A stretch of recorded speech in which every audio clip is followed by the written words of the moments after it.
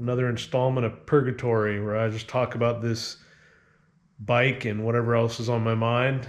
And today I think it's mail day, and I got some things I can peck around with on this 73 shovel I got in front of me.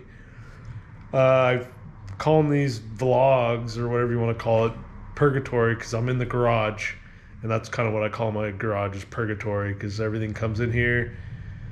It's suffer camp in here. Every 10-minute thing turns into a weekend project, and it's painful in here. Very painful. I don't think I've ever had one day of fun in here. I have fun on the road, and when I come in here, it's planning, chaos, breaking things, money's being spent, and I don't even know why I do this when I get in here. But that said, let's have some fun, you know, whatever. So on this 73 shovel here, let's see if I can get it in the picture kind of without my crazy lights. This bad boy, I got some foot pegs for you. So I got these Prism Supply forward, I don't know, whatever they're called. I'll put it up here somewhere. So I bought these, I bought the set. There's a break on the other side, I'll show you. But I got these at a swap meet, and the guy put this foot peg thing on there. I think he made on the lathe, he said. And it's kind of cool, I guess, but I don't have two of them, so that's kind of lame. Maybe I'll put it on the bike somewhere else for fun. I don't know what the hell I would do with it. Maybe I'll use it as a, I don't know, a butt plug or something. Is that what you use these for? I don't know. But saying that, I got this set without all the hardware, and I was kind of looking at what I needed and all that, and I hit up Prism Supply, and they were super awesome. And they actually, that's what I got in the mail today. They sent me the brake side, the hydraulic plunger, ball joint rod end, and some sort of cross-drilled thin hex nut. And I don't know what these are for yet. I'm assuming I'll figure it out. And then on top of that, I ordered a Sling Shot foot peg adapter pair for the hell of it. So these. So that's another thing I got to figure out, is there's a long rod and a short one. I really don't know what they're for. And what I want to do is put these Andersons on there. It says Anderson, probably a knockoff somewhere. I got them somewhere cheap. But I'm just going to put them on there like that. And I think that'll be good enough. And eventually I'll probably want to weld some sort of foot peg here maybe.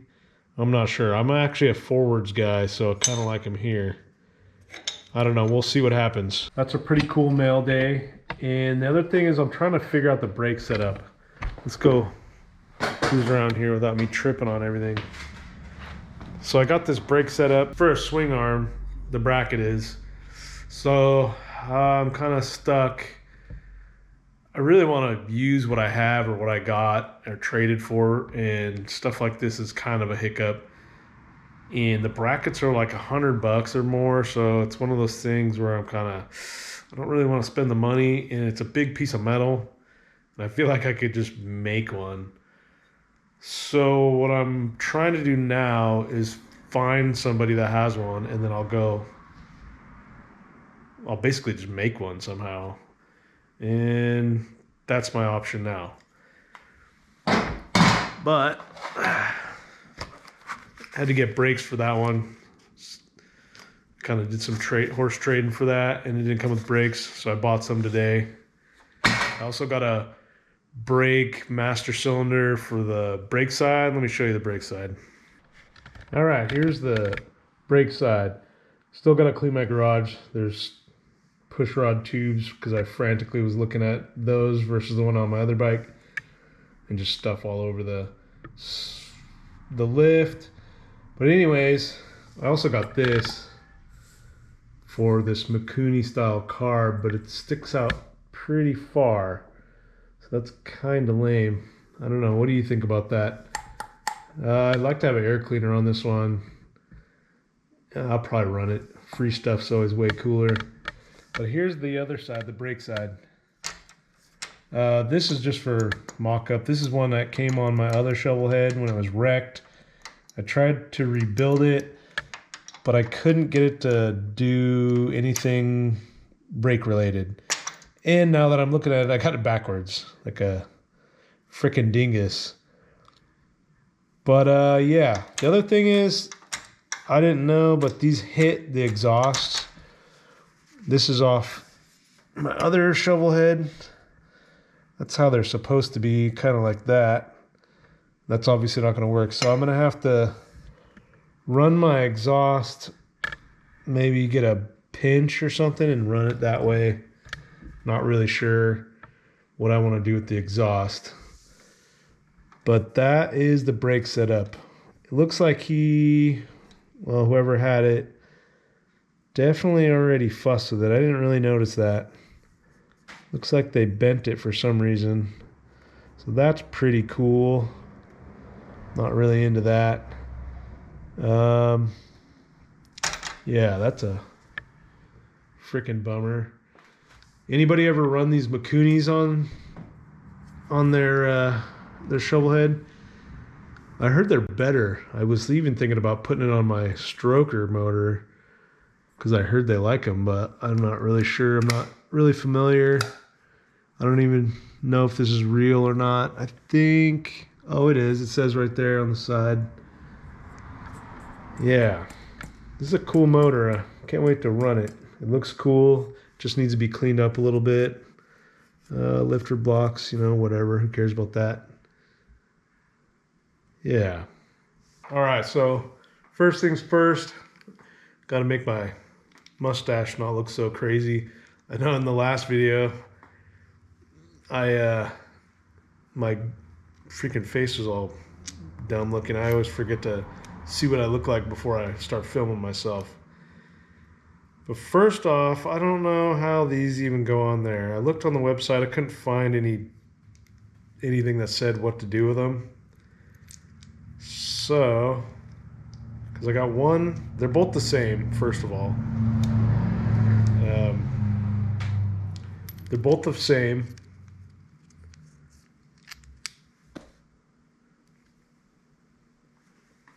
But one has a small bolt, and then one has this long one with a hole in it. So I'm not too sure.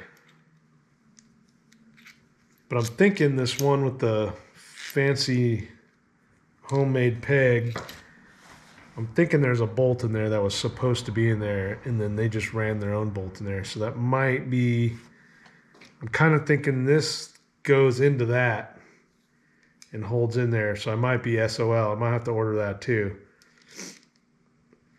Like I said, these bikes take time. It's a pain in the nuts. You find these little hiccups and then you got to wait another week or two and you're screwed.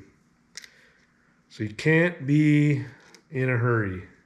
Oh, the other thing is I'm looking into this transmission rebuild, and I thought I could just take the top off and pull the gears out and replace the seals and maybe the clip that holds like the second and third gear something in. I can't remember what it is. And maybe there's another seal or two I don't know about, and then just replace them. It's kind of getting more complicated than I thought it'd be. If I can find somebody with the part that goes on top when you're finally done, that you need to space the shifter paws, whatever the hell they're called, the things that look like this that go in there and shift around, you got to space them. They got to be in a, they got to be right. And I don't have one of those, so I don't want to build my gearbox, have it all sketchy. And I'm pretty sure they grenade because the clip that goes around the center between second and third, they widen out, and then they get all crazy, and then second and third engage at the same time or something. I was watching a lot of videos on this. Shout out to this character. I watch a lot of his videos. Shout out to you, man. I just watched all the 4-speed videos he had. And he's way more extreme. He's going to do a way better job than I am. But damn it, that's what I would like to do. But I don't have a lot of machine. stuff to do it. It's definitely just me on the bench with a screwdriver. So maybe a little dangerous. I don't know. I'll figure it out. I'll ask some gurus maybe. 4-speed might be a pain in the nuts. I think it's got a 23 tooth sprocket on it. I'd rather get a 24 because I want to sit on the highway with this thing. I'll trade somebody if they want a fast guy one. So that's more money. And that kind of stuff I'd rather get new, especially sprocket stuff. It's better to get a newer sprocket than a used one. I mean, that's kind of all preference. You can do whatever you want. Anyways, I'm going to peck away at these. Pretty sure I'm going to have a heck of a time with them because I don't know what the hell I'm doing. There's no direction, so I'm going to do it the old-fashioned way. Put them on, take them off, put them on, take them off, and then figure it out. The other thing is these Andersons don't fit on there. They get stuck. There's some cast ridges inside of here. So I'm just going to shave those off and put them on there. But I got to get these on there first. And yeah, I'll report back. We'll see what happens. All right, so after all that investigation, I took that sweet foot peg off. Take a look, pretty rad. Tell me you just got a lathe without telling me, you know? Anyways, I got that off, and I kind of figured that this whole thing was going to be one big long bolt hole, or one big long bolt, I should say. And it wasn't, so thank frickin' criminy. So this, the short bolt goes on there like that. Little FYI. All right, here's the control. I took it off to put it on. That's how it works. Look at all the fanciest things in there. Way better than I would do if I made these by myself. They'd be super haggard. It'd just be a bolt running through. None of these things you can grease up and all that. Anyways, so it already had this fancy bolt. I don't know if you can see it, but you can put this pin through it. It had one on there. I took it off. This is the one that I just purchased. I didn't know what it was for. And well, I found it. There it is. So I got this on there. Pretty easy, pretty self-explanatory. The bolt that came out of it, luckily, fits. All right, so I got the Sling Shot hydraulic plunger. It's always confusing unless it's on the bike. So it goes like this, and the brake is back here, and the plunger goes in the brake. So this bolt I trimmed down to fit onto here, hoping that it won't hit the bracket, which I don't think it will. But I'm going to goo it up and put it in there. And that's probably about it. Alright, so here's the foot peg. Brake peg, I should say. I can't really tell if you can see it or not. But I got the plunger on there. I got it long enough, the bolt anyways, to put another bolt on there for safety. But yeah, that's it. I ordered a master cylinder. It should be in the mail.